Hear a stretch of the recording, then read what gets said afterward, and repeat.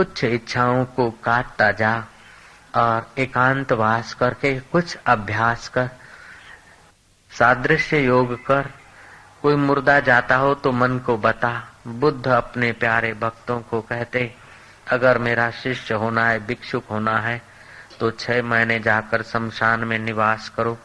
जो मुर्दा आकर जलता है उसके साथ अपना सादृश्य स्थापित करो कि मैं ही जल रहा हूँ, क्योंकि 5 भूत का वो भी है और शरीर तेरा भी 5 भूत का है। इससे तेरा विवेक वैराग्य जगेगा। फिर तुम अगर संसार में आओगे, लोग तुम्हें कहेंगे तुम बड़े सुंदर हो, तुम्हें अहंकार और वासना न आए होगी, क्योंकि सुंदरता का परिणाम क्या है तुम्हें सामने स्मृति में रहेगा। कोई कहेगा तुम्हारी आंख सुंदर है, नाक सुंदर है, लेकिन तुम समझोगे शमशान की धरोहर है। कोई कहेगा तुम्हारा चेहरा प्रभावशाली है, लेकिन तुम समझोगे ये मिट्टी होने को जा रहा है। कोई समझेगा तुम्हारा शरीर सुंदर है, कोई समझेगा तुम्हारी बुद्धि सुंदर है, कोई समझेगा तुम्हारे हाथ सुहावने हैं, कोई समझेगा तुम्हारे पैर सुंदर है, कोई समझेगा तुम्हारा तन मजबूत है। लेकिन तुम्हें ये याद रहेगा कि मजबूत और दुर्बल सब राख की मुट्ठी होने की तरफ जा रहे हैं। तुम किसी की बातों में या किसी के आकर्षणों में न आओगे। अगर तुम्हें कोई नारी दिखेगी तो उसके परिणाम का तुम पर थोड़ा असर होगा, आकर्षण कम होगा और फिर तुम्हारा ध्यान शीघ्रता से लगेगा। अथवा तो ध्यान करते करते माता के गर्भ में तुम कैसे थे, इस प्रकार का अनुसंधान करो तो तुम्हारा विवेक वैराग्य जग जाएगा। जड़ मुख लाचार होकर माँ के मल मूत्र के बीच पड़े थे, बड़ी दुखद अवस्था में लटके थे, वे दिन याद करो। माँ के गर्भ से जब निकले, जैसे गल्फा निकलता या लीट नाक से निकल आती है, ऐसे माँ के उस गंदी योनि से बाहर आए थे। उस समय हाथ हिलाने की शक्ति नहीं थी, मक्खी या मच्छर भगाने की भी शक्ति नहीं थी। ऐसी मूढ़ अवस्था में तुम रहे कई महीनों, कई वर्ष, 2-3 वर्ष तक तो तुम्हें पता भी नहीं चलता था कि मैं कौन सी जात और नात का हूँ। हे मानव, जैसा तुझ में थोप दिया गया, अमुक जात का, अमुक नात का, अमुक नाम का है, ये थोपी हुई बातें तेरे पर चढ़ गई। तू कितना महान था, लेकिन मनुष्य जन्म पाया और उसके पहले कई जन्म पाए, कभी न कभी तू मनुष्य बना था, कभी न कभी तू देव बना था, लेकिन इन अभागी तृष्णाओं ने तुझे भटकाया है। बाल्यावस्था में मूढ़ता से तूने क्या नहीं दुख सहे। यौवन आया, तूने काम के, क्रोध के, लोभ के, मोह के, अहंकार के कई चाबुक सहे, कई डंक सहे। और वृद्ध अवस्था, अंगम गलितम पलितम मुंडम दर्शनम विहीनम जातम तुंडम वृद्धो याति गृहीत्वा दंडम तदपि न मुंचति आशा पिंडम। अंग गल रहे हैं, अंग गल गया है, सिर के बाल सफेद हो गए, मुख के दांत रहित पोपला मुख हो गया है, वृद्ध हो गया आदमी। लाठी हाथ में आई तो भी आशा नहीं छूटती। ऐ मन, आशा तृष्णा को तू छोड़। आशा करनी है तो एक अपने राम की कर, दूसरी आशाएं करके अपने को बांध मत। तेरी आज की आशाएं कल का भविष्य हो जाएगी, तेरी आज की वासनाएं कल का प्रारब्ध बन जाएगी और फिर वहां फंसेगा। आज तक जो तूने देख लिया, जो भोग लिया, जो खा लिया, उससे तेरा कोई भला नहीं हुआ। और आज के बाद भी भोगने, खाने, देखने की आशा करके भविष्य को बिगाड़ मत।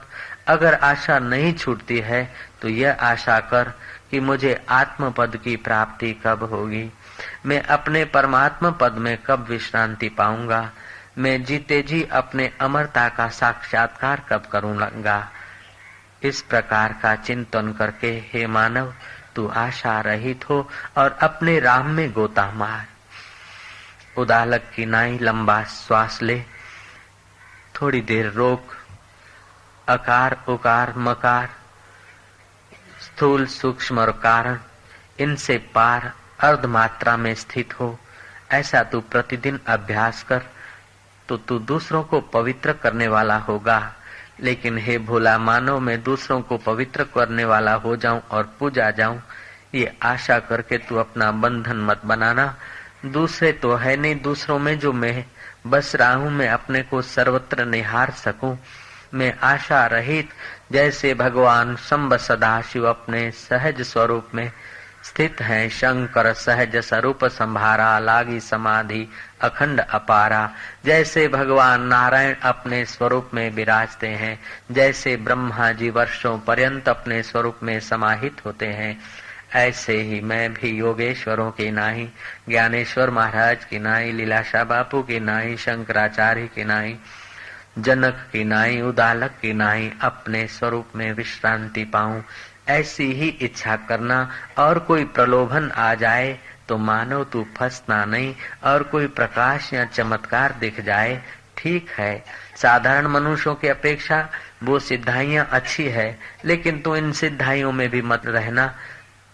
तू क्यों सिद्ध बनना चाहता? तुझी से सभी सिद्ध है खेल सारी सिद्धियां, तू सिद्ध का भी सिद्ध है। धन किस लिए चाहता? तू आप माला माल है, सिक्के सभी जहां से बने, तू वह महाटंक साल है। विश्व को जहां से सारी सत्ता सामर्थ्य चेतना मिल रही है, उस चैतन्य स्वरूप अपने स्वभाव में स्थित होना, अपनी महिमा को पहचानना, अपना खजाना छोड़कर दर दर की ठोकरें मत खाना। हे मानव, बाल सफेद हो जाए उसके पहले तू चल पड़, सिर कमजोर हो जाए उसके पहले, बुद्धि कमजोर हो जाए उसके पहले तू यात्रा कर ले, चित्त तेरा दुर्बल हो जाए उसके पहले तू यात्रा कर ले, कुटुंबी तेरी मजाक उड़ाने लगे, युवान युवतियां तेरे से मुंह मोड़ने लगे, उसके पहले तू यात्रा कर। संसार से तू निराश होकर शमशान पहुंचाया जाए, उसके पहले तू अपने राम में पहुंचने का प्रयत्न कर भैया।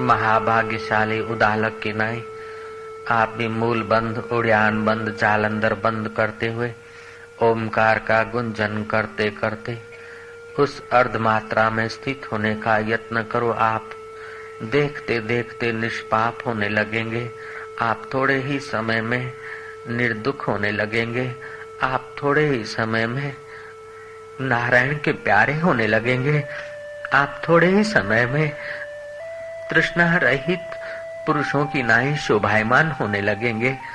आपका तो बेड़ा पार होगा, लेकिन आपका दर्शन करने वाले का भी पाप ताप कम होने लगेगा। तुम इतने महान हो, कब तक अपने को तृष्णा के जंजीरों में बांधते फिरोगे? कब तक हल्की मति के लोगों के साथ आप फिसलते रहोगे? अब तो परमात्मा की शरण लो। आपको हाथ जोड़कर प्रार्थना करता हूँ, तुम्हारा टाइम बड़ा कीमती है, तुम्हारा जीवन बड़ा कीमती है। उस कीमती जीवन को तुच्छ बातों में, तुच्छ इच्छाओं में, तुच्छ संबंधों में बर्बाद मत करो। तुम बर्बाद करना चाहते हो समय को, लेकिन मैं चाहता हूँ तुम्हारी इच्छाएं बर्बाद हो जाए और तुम्हारे दिल का राम प्रकट हो जाए, तुम्हारा असली स्वभाव प्रकट हो जाए। ऐसी तुम तत्परता, ऐसी तुम साधना में ऐसे उत्साह से, ऐसी शीघ्रता से लग जाओ कि वर्षों की जरूरत न पड़े।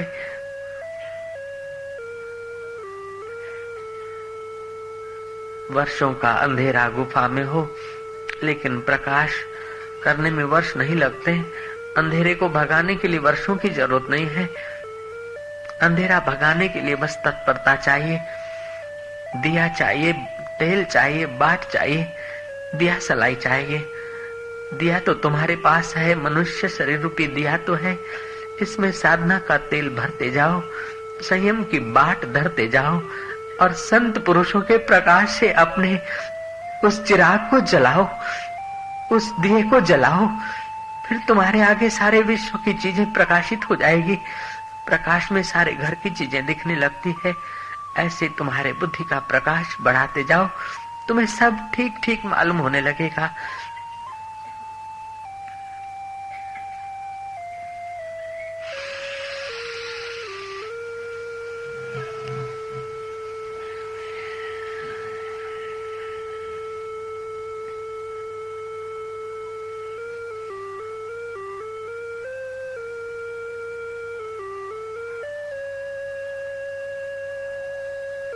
जैसे उदालक का मन भाग जाता था, ऐसे तुम्हारा तृष्णावान मन भागेगा, लेकिन फिर से तुम श्वास लेकर उस ओमकार के रटन को गुंजाते जाना।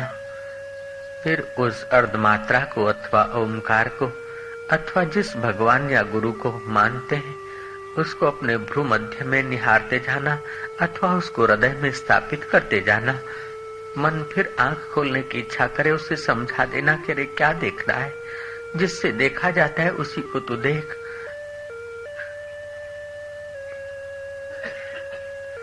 तीन प्रकार की दृष्टि होती है। एक तो पूरे नेत्र खुले हुए होते हैं, मनोराज्य होता है। मनोराज्य अगर हो तो नेत्र बंद करें, बंद नेत्रों में भी निद्रा आलस्य का भय हो सकता है, तो अर्धोन्मीलित नेत्र रखें, नासाग्र दृष्टि रखें।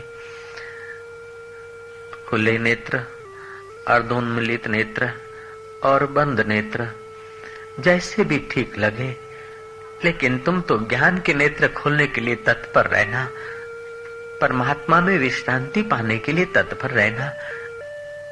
जो जो इच्छाएं छूटती जाएगी, आत्मदेव को प्यार करते जाओगे, परमात्मा के लिए छटपटाहट बढ़ाते जाओगे, आदर सहित ध्यान में डूबते जाओगे, त्यों त्यों तुम महान बनते जाओगे भैया, त्यों त्यों तुम पवित्र बनते जाओगे लाला, त्यों त्यों तुम निर्दुख होते जाओगे। जैसे जीवन मुक्त महापुरुषों का चित्त शोभता है, ऐसे तुम ब्रह्म विद्या से शोभायमान होते जाओगे।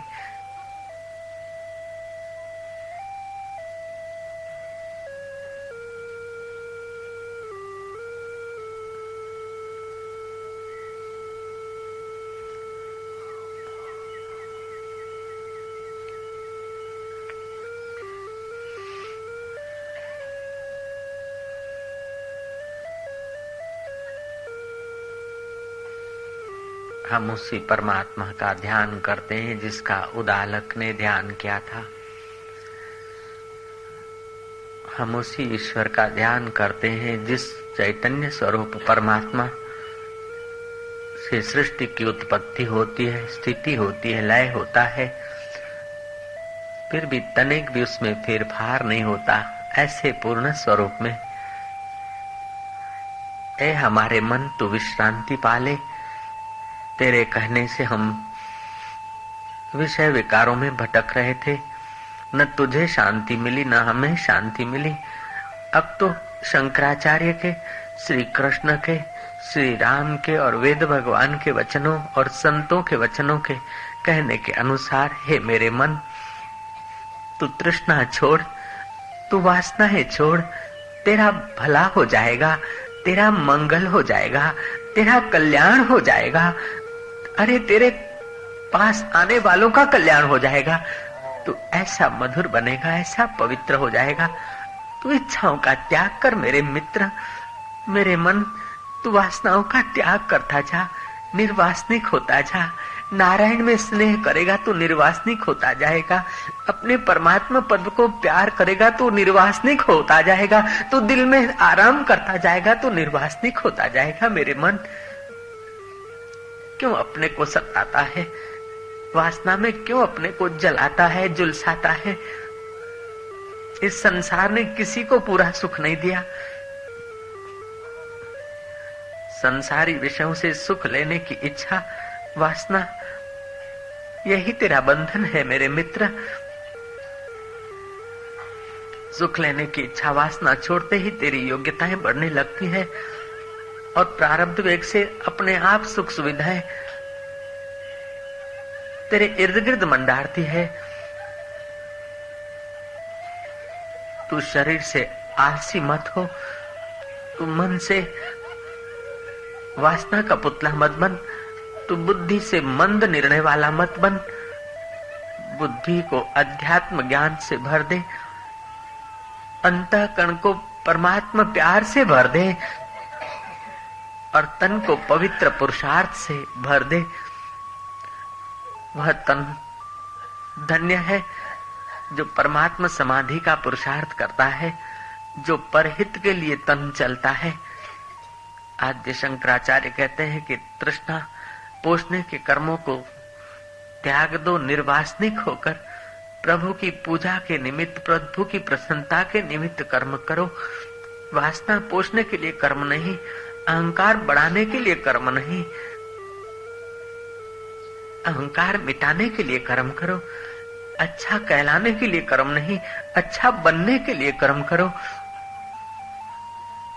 हे मेरे मन, अब तू अच्छा बनने, तेरा भला होगा मेरे बच्चे।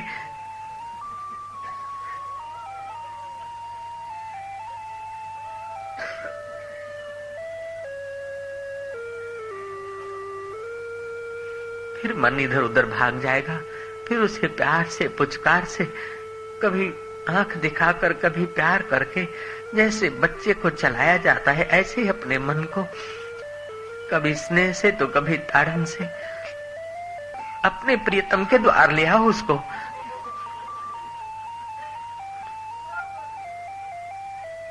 अपने घर में ले आओ। भटकते हुए बच्चे को घर में ले आओ, भटकते हुए मन को अपने राम के घर में ले आओ। दिल में आराम की जगह पर ले आओ, उसे जरा चखा दो, राम के दीदार करा दो, राम की प्यार की मधुरता उसे जरा सा चखा दो, फिर अपने आप लगेगा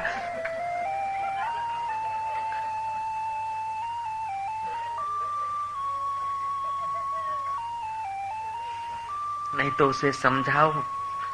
अंगम गलितम पलितम मुंडम दशनम विहितम जातम तुंडम वृद्धो याति गृहीत्वा दंडम तदपि न मुंचति आशा पिंडम। अंग गल गया, सिर के बाल सफेद हो गए, मुख दांत रहित पोपला हो गया, वृद्ध हुआ, लाठी के सहारे चलता है, तो भी तो आशा नहीं छोड़ेगा। आशा के पिंड का त्याग कर परमात्मा स्वरूप का ध्यान कर।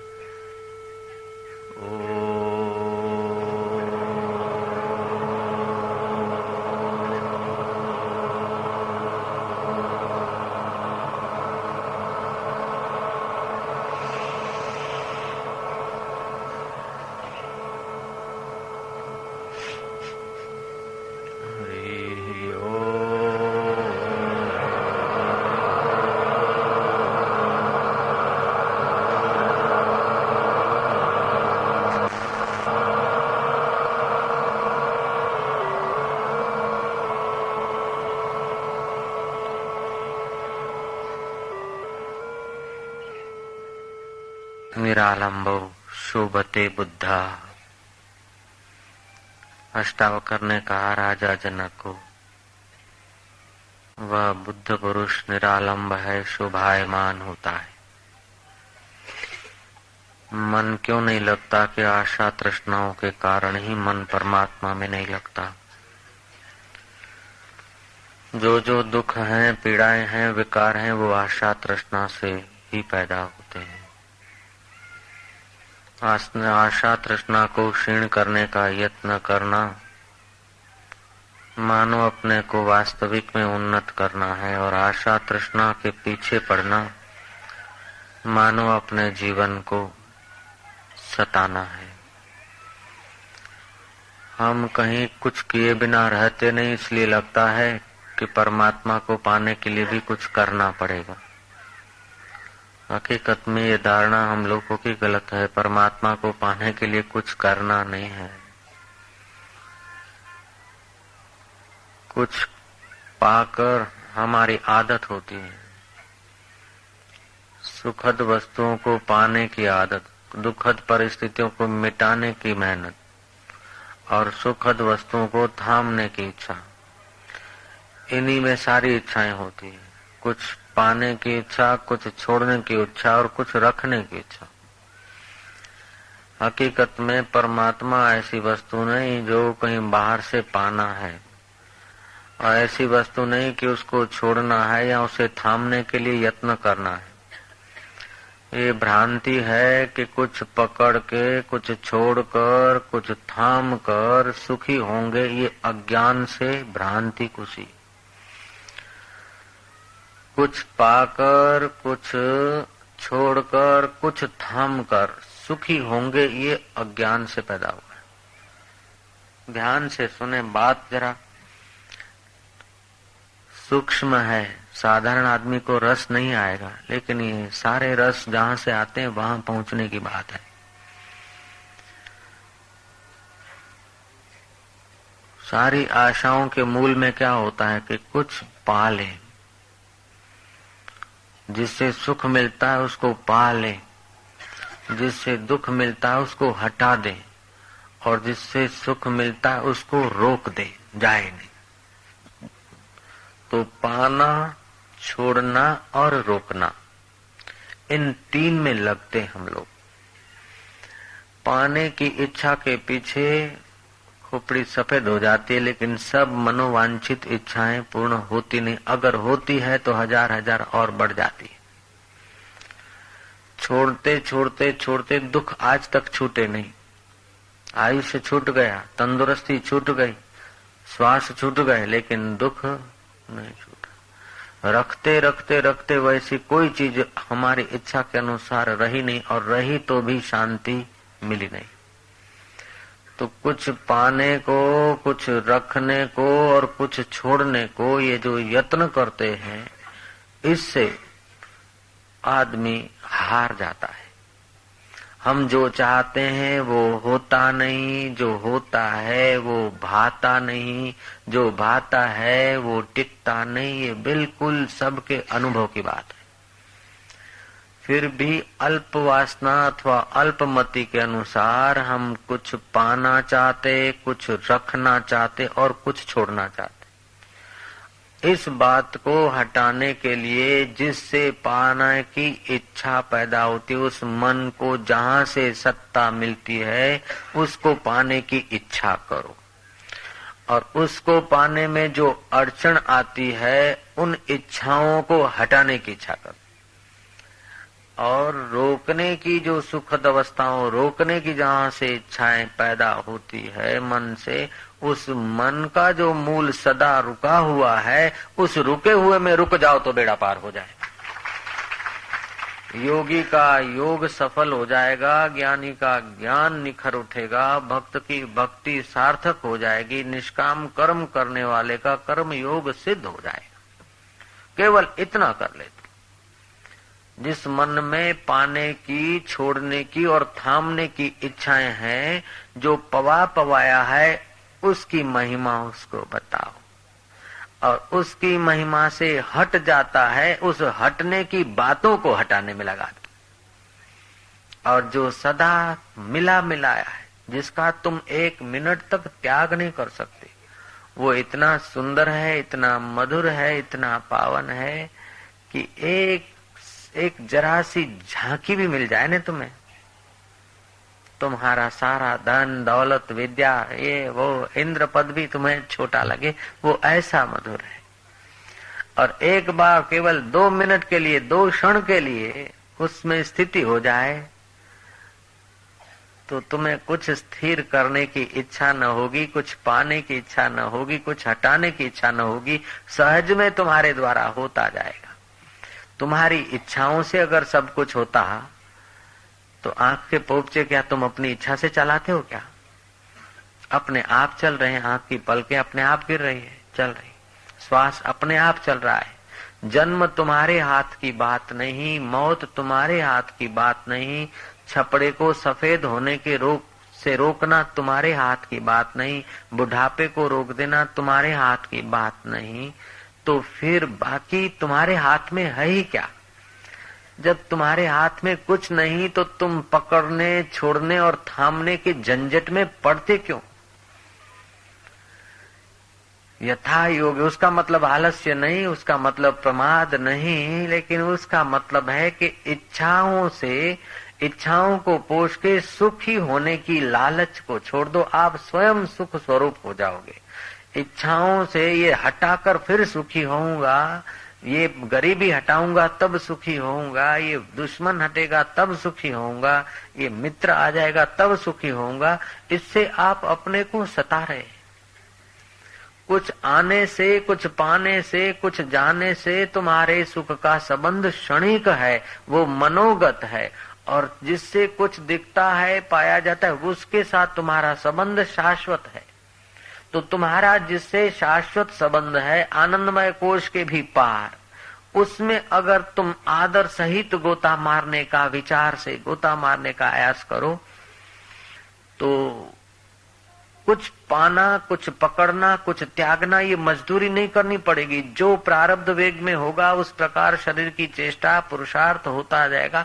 आपका जीवन बिल्कुल मधुर हो जाएगा, आनंदमय हो जाएगा, सुखमय हो जाएगा, बिल्कुल बिना टेंशन के, बिना बर्डन के, बिना तकलीफ के। कबीर जी ने कहा, मेरो चिंत्यो होत नहीं, हरि को चिंत्यो होय, हरि को चिंत्यो हरि करे, मैं रहूं निश्चिंत। हरि ने ऐसी व्यवस्था बनाई कि नाक में सड़बड़ाहट हो जाता है तो अपने आप हाथ छींक आई जाती है। भूख लगती तो अपने आप रोटी की तरफ पहुंच ही जाता है। प्यास लगती तो पानी अपने आप। मेरे को प्यास लगे ऐसी कोई चिंता किया क्या?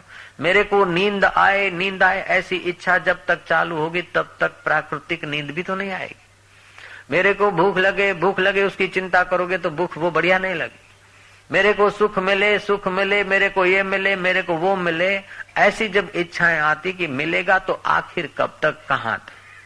तो तुच्छ इच्छाओं को मिटाने के लिए मुझे भगवान मिले, मुझे सत्संग मिले, मुझे एकांत मिले, मुझे ध्यान मिले, मुझे भक्ति मिले, ये उसलिए डाला जाता है कि हल्की इच्छाएं पड़िए, इसलिए भगवान की प्राप्ति की इच्छा करनी पड़ती है। हल्की इच्छा हटते ही भगवत प्राप्ति की इच्छा अपने आप शांत हो जाती है। भगवत प्राप्ति तो सदा है, परमात्मा तो सदा है, एक क्षण भी तुम्हारे से दूर नहीं हो सकता, लेकिन आज तक नहीं मिला ये तृष्णा अभागियों के प्रभाव से। ईश्वर से तुम्हारा ऐसा मेल है कि ईश्वर चाहे तो आपको दूर नहीं कर सकता, अपने से अलग नहीं कर सकता, और आप चाहे तो परमात्मा से अलग नहीं हो सकते। लेकिन दुर्भाग्य इन इच्छाओं, तृष्णाओं का कि आज तक मुलाकात का मजा नहीं आया। सामान्य रूप में ईश्वर आपसे मिले जुले हैं, सर्वत्र है। जैसे काष्ठ में अग्नि छुपा है लेकिन वो भोजन बनाने के काम नहीं आता है, वायर में विद्युत छुपा है लेकिन जब तक स्विच ऑन नहीं करते तो प्रकाश का फायदा नहीं मिलता है। तो आपके जठरा में भी विद्युत अग्नि है लेकिन वो अग्नि से आपका भोजन नहीं बनता है। लकड़ी में अग्नि है, उस अग्नि से, लकड़ी में छुपी हुई अग्नि से आपका काम नहीं होता, उसको प्रकट करना पड़ता है। तो सामान्य स्वरूप परमात्मा का अव्यक्त स्वरूप सब में छुपा है, और जब वासना रहित होता है अंतःकरण तो वहां वो परमात्मा व्यक्त हो जाता है। जैसे वायर में बिजली अव्यक्त में छुपी है, लेकिन जहां स्विच ऑन होता है तो वह विद्युत वहां प्रकाशित होता है, वह काम में आती है। ऐसे ही सत्ता समान रूप में तो परमात्मा ओतप्रोत, जैसे प्रहलाद को ज्ञान हो गया था, तंबे में भी परमात्मा है, कीड़ी में भी है, कुंजर में भी है, जल में भी है, थल में भी है। उसकी ऐसी दृढ़ता हो गई कि समुद्र में डुबाया जाए तो तभी भी उसकी सुरक्षा, क्यों कि आत्मविश्वास बढ़ गया था। पर्वत से गिराया गया तभी भी उसकी आत्मदृष्टि ऐसी पक्की कि उसको चोट का असर नहीं, चोट नहीं। सामान्य रूप में परमात्मा सर्वत्र है, जैसे लकड़ी में अग्नि छुपी है, उससे काम नहीं चलता है। जहाँ प्रकट होती है वहाँ रसोई बनती है और काम होता है, जहाँ लाइट प्रकट होती है वहाँ उसका उपयोग होता है। ऐसे ही निर्वासनिक होते तुम्हारे हृदय में वो परमात्मा का प्रकाश होगा। और एक बार जिन महात्मा पुरुष निर्वासनिक अवस्था में 3 मिनट के लिए निर्वासनिक अवस्था में पहुंच गए और तत्व ज्ञान का संस्कार पड़ा है, एक बार भी अगर उसका अनुभव हो गया, फिर वो अपने को छुपा नहीं सकता। एक बार जिस वस्तु का ज्ञान हो जाए ना, उसका अज्ञान नहीं होता। एक बार तुमने गुलदस्ता देख लिया, गुलदस्ता मैं छुपा दूं तो गुलदस्ते का ज्ञान तो नहीं छुपा सकता।